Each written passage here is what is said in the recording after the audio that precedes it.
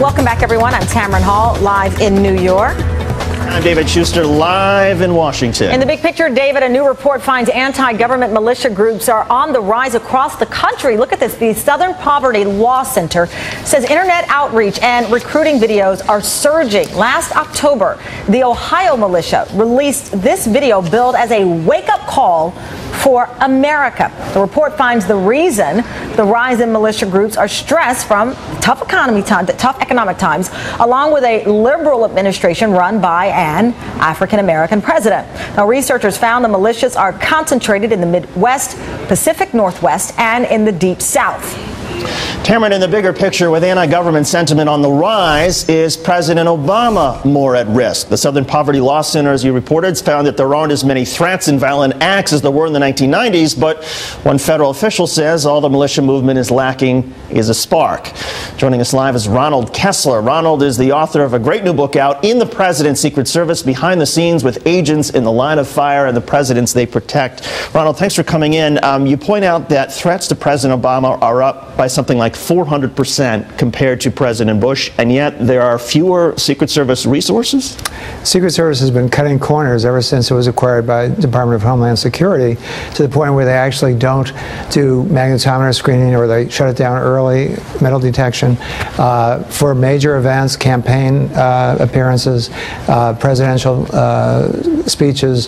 And it's a combination of lack of resources, lack of understanding that you simply can't take chances like this. There's a sort of a complacency within the Secret Service, and they're covering it up. They're trying to deny that they've done this, even though it's obvious. For example, when Biden threw the first pitch at the Orioles game in April, there was no magnetometer screening or metal detection whatsoever, and I know the Secret Service is now telling reporters sort of quietly, without attribution, that was because his visit was not announced beforehand. Totally false. All you have to do is look up, try Google, and all those announcements were made at least a day earlier. How nervous are Secret Service agents about the overall environment that our country is in right now? They're very nervous. The ones who are, on top of this problem, and they say that it's really a miracle that there has not been an assassination so far. The threats, are mainly racist based, and they are up 400%. They fluctuate somewhat. And when I tell former agents up to the level of deputy director that now they're not doing magnetometer screening on a regular basis, they simply can't believe it. They say they never would have allowed that. It's like letting passengers into an airplane without metal detection.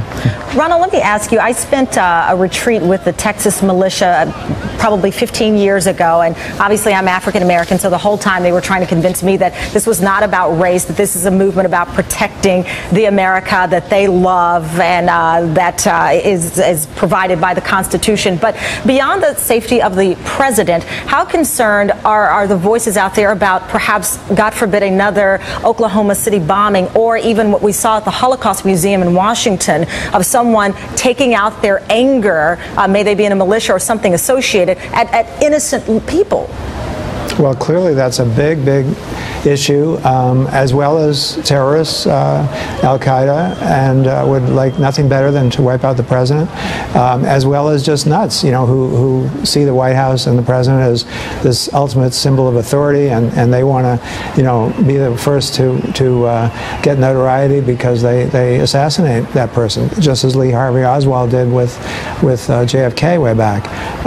And the White House is sort of seen as a mecca for all these people who want to assassinate the president, and it's a constant battle. And but meanwhile, the Secret Service has not only been cutting corners by not doing magnetometer screening, but they've cut back on their counter-assault teams to 2 members instead of 5. Their firearms are not up to date in many cases. They don't even do physical training or firearms requalification on a regular basis, and they cover that up by having agents score themselves on these tests.